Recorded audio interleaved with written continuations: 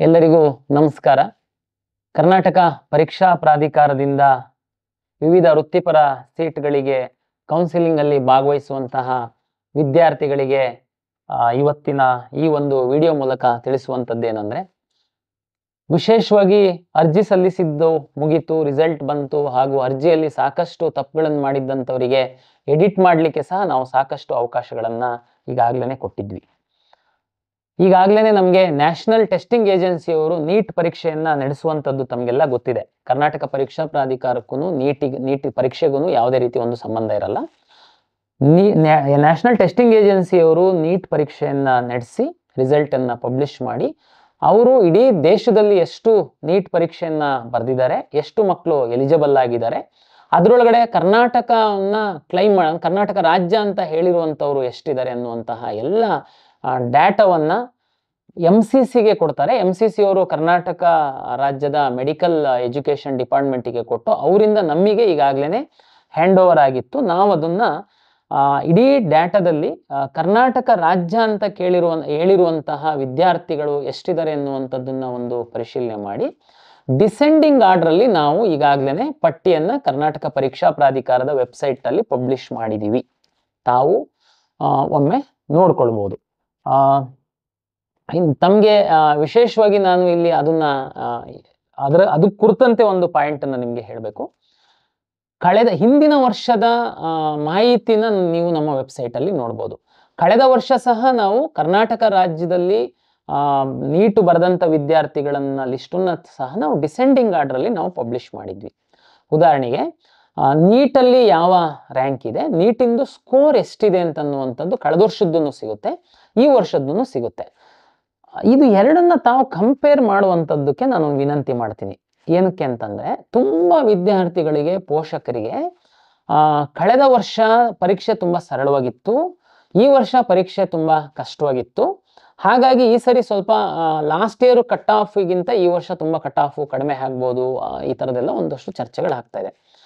ನಾನು ನಿಮಗೆ ಒಂದು ಟ್ರಿಕ್ಸ್ ಹೇಳ್ಕೊಡುವಂಥದ್ದು ಏನು ಅಂತಂದ್ರೆ, ನೀವು ಯಾರ್ದು ಮಾಹಿತಿ ಕೇಳುವಂತ ಅಗತ್ಯನೇ ಇಲ್ಲ.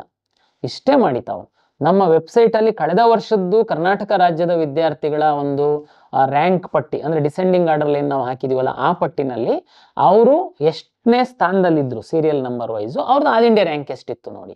ಈ ವರ್ಷ ನಾವು ಪಬ್ಲಿಷ್ ಮಾಡಿರುವಂತಹ ಪಟ್ಟಿಯಲ್ಲಿ ಎಷ್ಟನೇ ಸ್ಥಾನದಲ್ಲಿ ಇದ್ದಾರೆ ನಿಮ್ಮ ಮಗು, ನಿಮ್ಮ ಮಗುದು ರ್ಯಾಂಕ್ ಆಲ್ ಇಂಡಿಯಾದ ಎಷ್ಟಿತ್ತು, ಇದು ಎರಡನ್ನು ನೋಡ್ಕೊಳ್ಳಿ. ಒಂದು ಪಾಯಿಂಟ್.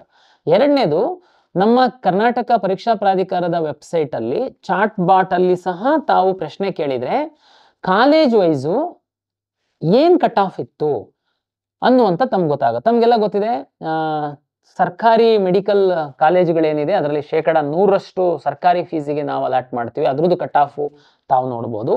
ಪ್ರೈವೇಟ್ ಕಾಲೇಜು ಅಂತ ಬಂದಂತ ಸಂದರ್ಭದಲ್ಲಿ ಅಲ್ಲಿ ಸರ್ಕಾರಿ ಫೀಸ್ ಅಲ್ಲಿ ಅಡ್ಮಿಷನ್ ಆಗುವಂಥದ್ದು ಮತ್ತೆ ಹೈಯರ್ ಫೀಸ್ ಅಂತ ನಾವೇನ್ ಹೇಳ್ತೀವಿ, ಲಾಸ್ಟ್ ಇಯರ್ 12.5 ಲಕ್ಷ ಏನೋ ಇತ್ತು, ಈ ವರ್ಷ ಸಹ ಸರ್ಕಾರ ಏನು ಹೆಚ್ಚು ಮಾಡಿಲ್ಲ, ಅಷ್ಟೇನೆ ಇರುತ್ತೆ.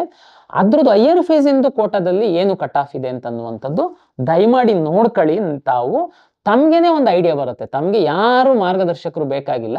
ಈ ವರ್ಷ ನಿಮ್ಮ ಮಗು ಯಾವ ಸ್ಥಾನದಲ್ಲಿದೆ, ಯಾವ ಕಾಲೇಜು ಹತ್ತತ್ರ ಸಿಕ್ಬೋದು. ಈ ವರ್ಷ ಇನ್ನು ಮೆಡಿಕಲ್ ಸೀಟ್ ಎಷ್ಟಿದೆ ಅನ್ನುವಂಥದ್ದು ಪ್ರಾಧಿಕಾರಕ್ಕೆ ಬಂದಿಲ್ಲ. ಕಳೆದ ವರ್ಷ ಮೆಡಿಕಲ್ ಸೀಟ್ಗಿಂತನೂ ಈ ವರ್ಷ ಸ್ವಲ್ಪ ಜಾಸ್ತಿ ಆಗ್ಬೋದು ಅಂತ ನಮ್ಮ ನಿರೀಕ್ಷೆ ಸಹ ಇದೆ. ಅದು ಬರ್ತಿದ್ದಂಗೆನೆ ನಾವು ತಮಗೆ ವೆಬ್ಸೈಟ್ ಅಲ್ಲಿ ಎಷ್ಟು ಮೆಡಿಕಲ್ ಸೀಟು ಕಾಲೇಜ್ ವೈಸು ನಾವು ಪಬ್ಲಿಷ್ ಮಾಡ್ತೀವಿ. ಈಗ ನಾವು ಮೆಡಿಕಲ್ ಡಾಟಾ ಬಂದಿರೋದ್ರಿಂದ ಇವತ್ತು ತಮ್ಮ ಎಲ್ಲ ವಿದ್ಯಾರ್ಥಿಗಳಿಗೆ ವಿನಂತಿ ಏನು ಅಂತಂದ್ರೆ, ನಾವು ನಿಮ್ಗೆ ನಾಳೆ ಅಂದ್ರೆ 5/7/2025 ನಾವು ನಿಮ್ಮ ನೀಟ್ ರೋಲ್ ನಂಬರ್ನ ನಿಮ್ಮ KCET ಅಪ್ಲಿಕೇಶನ್ ನಲ್ಲಿ ಎಂಟ್ರಿ ಮಾಡುವಂಥದ್ದಕ್ಕೆ ನಾವು ಓಪನ್ ಮಾಡ್ತಾ ಇದೀವಿ ಪೋರ್ಟಲ್ನ. ದಯಮಾಡಿ ಅರ್ಥ ಮಾಡ್ಕೊಳ್ಳಿ. KCET ಪರೀಕ್ಷೆಗೆ ತಾವು ಪ್ರಾಧಿಕಾರದಲ್ಲಿ ರಿಜಿಸ್ಟ್ರೇಷನ್ ಮಾಡಿಸಿದೀರಾ, ಅದರಲ್ಲಿ ಕೆಲವರು KCET ಪರೀಕ್ಷೆಯನ್ನ ಬರ್ದಿದ್ದೀರಾ, ನೀಟ್ ಪರೀಕ್ಷೆಯನ್ನ ಸಹ ಬರ್ದಿದ್ದೀರಾ. ಕೆಲವರು ರಿಜಿಸ್ಟ್ರೇಷನ್ ಮಾಡಿದೀರಾ, KCET ಪರೀಕ್ಷೆ ಬರ್ದಿಲ್ಲ, ನೀಟ್ ಪರೀಕ್ಷೆ ಮಾತ್ರ ಬರ್ದಿದ್ದೀರಾ. ಈಗ ನೀವು ನಿಮ್ಮ ಲಾಗಿನ್ ಆಗ್ಬಿಟ್ಟು ತಮ್ಮ ಅಪ್ಲಿಕೇಶನ್ ಅಲ್ಲಿ ನೀಟ್ ರೋಲ್ ನಂಬರ್ನ ಎಂಟ್ರಿ ಮಾಡಬೇಕು. ನೀವು ಈಗಾಗಲೇ ಯಾರು KCET ಪರೀಕ್ಷೆಯನ್ನ ಬರ್ದಿದ್ದೀರಾ, ತಮಗೆ ವೆರಿಫಿಕೇಶನ್ ಸ್ಲಿಪ್ ಡೌನ್ಲೋಡ್ ಮಾಡ್ಕೊಳ್ಳೋದು ಕೇಳಿದ್ವಿ, ತಾವು ವೆರಿಫಿಕೇಶನ್ ಸ್ಲಿಪ್ ಡೌನ್ಲೋಡ್ ಮಾಡ್ಕೊಂಡಿದ್ದೀರಾ. ನೀವು ನಾಳೆ 5/7/2025 ತಾವು ತಮ್ಮ ಲಾಗಿನ್ ಆಗಿಬಿಟ್ಟು ತಮ್ಮ ಇದರ KE ವೆಬ್ಸೈಟಲ್ಲಿ ನೀಟ್ ರೋಲ್ ನಂಬರ್ನ ಎಂಟ್ರಿ ಮಾಡಿದರೆ ತಮಗೆ ನೀಟ್ ಏನು ಆಲ್ ಇಂಡಿಯಾ ರ್ಯಾಂಕ್ ಇದೆ ಅದು ಫೆಚ್ ಆಗಿ ನಿಮ್ಮ ವೆರಿಫಿಕೇಶನ್ ಸ್ಲಿಪ್ಪಲ್ಲಿ ನಿಮ್ಮ ರ್ಯಾಂಕ್ ಡಿಸ್ಪ್ಲೇ ಆಗುತ್ತೆ. ಇದು ನಿಮಗೆ ಅಲ್ಲಿಗೆ ಸಂಪೂರ್ಣ ಆಯಿತು. ನೀವು ನಿಮ್ಮ ವೆರಿಫಿಕೇಶನ್ ಸ್ಲಿಪ್ಪಲ್ಲಿ ಕೆಲವು ರ್ಯಾಂಕ್ ಇತ್ತು, ನೀಟ್ ಒಂದು ರ್ಯಾಂಕ್ ಬಂದಿರಲಿಲ್ಲ, ಈಗ ನೀಟ್ ರ್ಯಾಂಕ್ ಬರುತ್ತೆ. ಕೆಲವು ವಿದ್ಯಾರ್ಥಿಗಳು KCET ಪರೀಕ್ಷೆಯನ್ನೇ ತಾವು ಬರೆದಿಲ್ಲ, ಆದರೆ ರಿಜಿಸ್ಟ್ರೇಷನ್ ಈಗಾಗಲೇ ಮಾಡಿಸಿದ್ದೀರಾ. ತಮಗೆ ವೆರಿಫಿಕೇಶನ್ ಸ್ಲಿಪ್ ಡೌನ್ಲೋಡ್ ಮಾಡ್ಕೊಂಡಾಗ ಬ್ಲಾಂಕ್ ಬರ್ತಾ ಇದೆ, ವೆರಿಫಿಕೇಶನ್ ಸ್ಲಿಪ್ ಡೌನ್ಲೋಡ್ ಆಗ್ತಾ ಇಲ್ಲ, ಇದೆಲ್ಲ ಇತ್ತು. ಯಾಕೆ ಆಗ್ತಿರ್ಲಿಲ್ಲ ಅಂತಂದರೆ ನಮಗೆ ನೀಟ್ ಡಾಟಾ ಬಂದಿರಲಿಲ್ಲ. ಈಗ ಓನ್ಲಿ ನೀಟ್ ಪರೀಕ್ಷೆ ಬರೆದು KEನಲ್ಲಿ ರಿಜಿಸ್ಟ್ರೇಷನ್ ಮಾಡಿಸಿರುವಂತಹ ವಿದ್ಯಾರ್ಥಿಗಳು ಸಹ ತಾವು ಲಾಗಿನ್ ಆಗಿ ತಮ್ಮ ನೀಟ್ ರೋಲ್ ನಂಬರ್ ಹಾಕಿದರೆ ನಿಮ್ಮ ಆಲ್ ಇಂಡಿಯಾ ರ್ಯಾಂಕ್ ಏನಿದೆ ನೀಟ್ದು ಅದು ನಿಮ್ಮ ವೆರಿಫಿಕೇಷನ್ನಲ್ಲಿ ಡಿಸ್ಪ್ಲೇ ಆಗೋದ್ರ ಜೊತೆಗೆ ನಿಮ್ಮ ವೆರಿಫಿಕೇಶನ್ ಸ್ಲಿಪ್ಪಲ್ಲಿ ಏನೆಲ್ಲ ಕ್ಲೈಮ್ ಮಾಡಿದ್ದೀರಾ ಅನ್ನುವಂತಹ ಮಾಹಿತಿ ಸಹ ತಮಗೆ ಬರುತ್ತೆ. ಇದು ಈಗಾಗಲೇ ರಿಜಿಸ್ಟ್ರೇಷನ್ ಮಾಡಿರುವಂತಹ ವಿದ್ಯಾರ್ಥಿಗಳಿಗೆ. ತಮಗೆಲ್ಲ ಗೊತ್ತಿರುವಂತೆ ಕರ್ನಾಟಕ ರಾಜ್ಯದಲ್ಲಿರುವಂತಹ ಮೆಡಿಕಲ್ ಕಾಲೇಜ್ಗಳಲ್ಲಿ, ಖಾಸಗಿ ಮೆಡಿಕಲ್ ಕಾಲೇಜುಗಳಲ್ಲಿ ಮ್ಯಾನೇಜ್ಮೆಂಟ್ ಸೀಟು ಮತ್ತು NRI ಸೀಟ್ ಅಂತ ಸಹ ಇದೆ. ಆ ಸೀಟ್ಗಳನ್ನು ಸಹ ಕರ್ನಾಟಕ ಪರೀಕ್ಷಾ ಪ್ರಾಧಿಕಾರದ ಮುಖಾಂತರವೇ ಪಡಿಬೇಕಾಗುತ್ತೆ. ತಾವು ನೇರ ಅಡ್ಮಿಷನ್ ಆಗ್ಲಿಕ್ಕೆ ಆಗಲ್ಲ. ಕೆಲವು ವಿದ್ಯಾರ್ಥಿಗಳು ಕೇವಲ ನೀಟ್ ಪರೀಕ್ಷೆಯನ್ನು ಮಾತ್ರ ಬರೆದಿದ್ದೀರಾ, ತಾವು KCET ಎಕ್ಸಾಮ್ ಬರೆದಿರಲಿಲ್ಲ, KCETನಲ್ಲಿ ಈ ಹಿಂದೆ ತಾವು ರಿಜಿಸ್ಟ್ರು ಮಾಡಿಲ್ಲ. ಬಟ್ ಆದರೆ ನೀಟ್ ಬರೆದಿರೋ ಕಾರಣಕ್ಕೆ ಕರ್ನಾಟಕ ರಾಜ್ಯದವ್ರು ಇರ್ಬೋದು, ಹೊರಗಿನ ರಾಜ್ಯದವ್ರು ಇರ್ಬೋದು, ನಮ್ಮ ರಾಜ್ಯದಲ್ಲಿ ತಾವು ಸೀಟ್ ಪಡಿಬೇಕು ಅಂತಂದರೆ KEಗೆ ರಿಜಿಸ್ಟ್ರೇಷನ್ ಮಾಡಿಸ್ಬೇಕಾಗುತ್ತೆ. ಆ ಪೋರ್ಟಲ್ನ ಸಹ ನ್ಯೂ ರಿಜಿಸ್ಟ್ರೇಷನ್ ಪೋರ್ಟಲ್ ಸಹ ನಾವು 5/7/2025 3 ದಿನಕ್ಕೋಸ್ಕರ ನಾವು ಓಪನ್ ಮಾಡ್ತಾ ಇದ್ದೀವಿ. ಯಾರು ನೀಟ್ ಎಕ್ಸಾಮ್ ಬರೆದಿದ್ದೀರಾ, ರಿಜಿಸ್ಟ್ರೇಷನ್ನೇ ಮಾಡಿಲ್ಲ ಅನ್ನುವಂಥವರು ಕರ್ನಾಟಕ ಪರೀಕ್ಷಾ ಪ್ರಾಧಿಕಾರದ ವೆಬ್ಸೈಟಿಗೆ ಹೋಗಿ ಹೊಸದಾಗಿ ರಿಜಿಸ್ಟ್ರೇಷನ್ ಮಾಡಿಸ್ಬೇಕು. ರಿಜಿಸ್ಟ್ರೇಷನ್ ಮಾಡೋದ್ರ ಜೊತೆಗೆ ತಾವು ಯಾವುದಾದ್ರೂ ದಾಖಲೆಗಳನ್ನ ಆನ್ಲೈನಲ್ಲಿ ಇಲ್ದಿರುವಂತಹ ಯಾವುದಾದ್ರೂ ರಿಸರ್ವೇಷನ್, ಉದಾಹರಣೆಗೆ ತಾವು ಕನ್ನಡ ಮೀಡಿಯಮ್ಮು, ರೂರಲ್ಲು ಅಥವಾ ಗಡಿನಾಡು, ಹೊರನಾಡು ಕನ್ನಡಿಗರು, ಈ ಥರದ್ದು ಯಾವುದಾದ್ರೂ ತಾವು ಕ್ಲೈಮ್ ಮಾಡಿದಲ್ಲಿ ತಾವು ಕರ್ನಾಟಕ ಪರೀಕ್ಷಾ ಪ್ರಾಧಿಕಾರಕ್ಕೆ ಅಪಾಯಿಂಟ್ಮೆಂಟ್ ತಗೊಂಡು ಬಂದು ಡಾಕ್ಯುಮೆಂಟ್ ಪರಿಶೀಲನೆ ಮಾಡ್ಕೊಳ್ಬೇಕಾಗುತ್ತೆ. ಇದು ಹೊಸದಾಗಿ ಓನ್ಲಿ ನೀಟ್ ಮುಖಾಂತರ ಕೌನ್ಸಿಲಿಂಗಿಗೆ ಭಾಗವಹಿಸುವಂತಹ ವಿದ್ಯಾರ್ಥಿಗಳು ಹೊಸದಾಗಿ ನೋಂದಣಿ ರಿಜಿಸ್ಟ್ರೇಷನ್ ಮಾಡಿಸುವಂತರಿಗೆ ಇರುವಂತಹ ಮಾಹಿತಿ. ಅಂತಿಮವಾಗಿ ಈಗಾಗಲೇ ನೀಟಲ್ಲಿ ತಮಗೆಲ್ಲ ಗೊತ್ತಿದೆ, NRI ಮುಖಾಂತರ ಸಹ NRIಗಳಿಗೆ OCIಗಳಿಗೆ ಸಹ ಒಂದಷ್ಟು ಸೀಟ್ಗಳನ್ನ ಖಾಸಗಿ ಕಾಲೇಜುಗಳಲ್ಲಿ ಕೊಡುವಂಥದ್ದು ಉಂಟು.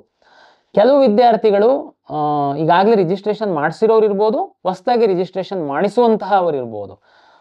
OCI ಅಥವಾ NRI ಇದ್ದು ಸ್ಪಾನ್ಸರ್ಶಿಪ್ ಏನಾದರೂ ಕ್ಲೈಮ್ ಮಾಡ್ತು ಅಂತಂದರೆ ತಾವು ಅಪಾಯಿಂಟ್ಮೆಂಟ್ ತಗೊಂಡು ಈ ಸರ್ಟಿಫಿಕೇಟ್ಗಳನ್ನ ಪರಿಶೀಲನೆಗಾಗಿ ಕರ್ನಾಟಕ ಪರೀಕ್ಷಾ ಪ್ರಾಧಿಕಾರಕ್ಕೆ ತಾವು ಬರಬೇಕಾಗುತ್ತೆ. ಇದು ನೀಟಿಗೆ ಸಂಬಂಧಪಟ್ಟಂಥ ಮಾಹಿತಿ.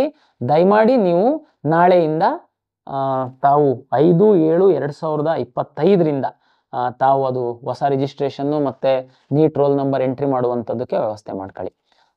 ಕೌನ್ಸಿಲಿಂಗ್ ಬಗ್ಗೆ ತುಂಬ ಜನಕ್ಕೆ ಈಗ ನೀಟ್ದು ರಿಸಲ್ಟ್ ಬಂತು, ಡಾಟಾನು ಬಂತು, ಈಗ ಕೌನ್ಸಿಲಿಂಗ್ ಯಾವಾಗ ಶುರುವಾಗುತ್ತೆ ಅಂತ ಕರ್ನಾಟಕ ಪರೀಕ್ಷಾ ಪ್ರಾಧಿಕಾರ ವಿವಿಧ ಇಲಾಖೆಗಳು ಸೀಟ್ ಮ್ಯಾಟ್ರಿಕ್ಸ್ ಅಂದರೆ ತಮ್ಗೆ ಗೊತ್ತು ಯಾವ ಕಾಲೇಜಲ್ಲಿ ಎಷ್ಟು ಸೀಟ್ ಇದೆ, ಆ ಸೀಟ್ಗಳಲ್ಲಿ ಯಾವ್ಯಾವ ರಿಸರ್ವೇಷನ್ಗೆ ಎಷ್ಟೆಷ್ಟು ಸೀಟ್ ಅನ್ನುವಂಥದ್ದು ಒಂದು ಮ್ಯಾಟ್ರಿಕ್ಸನ್ನು ನಮಗೆ ಕೊಡ್ತಾರೆ.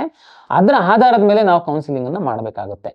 ನಮಗೆ ಇಲ್ಲಿವರೆಗೆ ಇಂಜಿನಿಯರಿಂಗು ಮತ್ತು BPT, pharm sciences, veterinary seat matrix ಅಷ್ಟೇ ಬಂದಿದೆ. ಇತರೆ ಯಾವುದೇ ಕೋರ್ಸ್ಗಳ ಸೀಟ್ ಮ್ಯಾಟ್ರಿಕ್ಸ್ ನಮಗೆ ಬಂದಿಲ್ಲ. ಹಾಗಾಗಿ ನಾವು ಎಲ್ಲ ತಯಾರಿ ಮಾಡ್ಕೊಂಡಿದ್ರು ಕೌನ್ಸಿಲಿಂಗ್ ಶುರು ಮಾಡೋದಕ್ಕೆ ಆಗ್ತಿಲ್ಲ.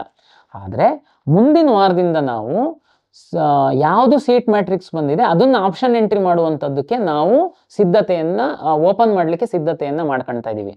ಅಂದರೆ ಇದನ್ನ ಮಾಡಿ ಮುಗಿಸ್ಬಿಡ್ತೀರಾ ಮತ್ತು ಮೆಡಿಕಲ್ ಡೆಂಟಲ್ ಎಲ್ಲ ಮಾಡಲ್ವಾ? ಇಲ್ಲ, ಹಂಗಿಲ್ಲ. ನಾವು ಕಂಬೈನ್ಡ್ ಸೀಟ್ ಅಲಾಟ್ಮೆಂಟೇ ಮಾಡುವಂಥದ್ದು. ಆದರೆ ವಿದ್ಯಾರ್ಥಿಗಳು ಈಗ 70,000 ಇಂಜಿನಿಯರಿಂಗ್ ಸೀಟ್ಸ್ ಇರೋದ್ರಿಂದ ತಮಗೆ ಸಾಕಷ್ಟು ಸಮಯ ಬೇಕಾಗುತ್ತೆ, ಹೆಚ್ಚಿನ ಇಂಜಿನಿಯರಿಂಗ್ ಕಾಲೇಜಸ್ಸು ಕೋರ್ಸ್ ಎಲ್ಲ ಇರುವಂಥದ್ರಿಂದ. ಹಾಗಾಗಿ ನಾವು ಮುಂದಿನ ವಾರದಿಂದ ಆಪ್ಷನ್ ಎಂಟ್ರಿಗೆ ತಮಗೆ ಓಪನ್ ಮಾಡುವಂಥದ್ದು. ಯಾವಾಗ ನಮಗೆ ಮೆಡಿಕಲ್ಲು, ಡೆಂಟಲ್ಲು, ಆಯುಷ್, ನರ್ಸಿಂಗು ಬರುತ್ತೆ, ಬಂದಂಗೆ ನಾವು ಅದನ್ನು ಎನೇಬಲ್ ಮಾಡ್ತಾ ಹೋಗ್ತೀವಿ. ತಾವು ಅದನ್ನು ಸಹ ಆಪ್ಷನ್ ಎಂಟ್ರಿ ಮಾಡುವಂಥದ್ದಕ್ಕೆ ಸಹಾಯ ಆಗುತ್ತೆ.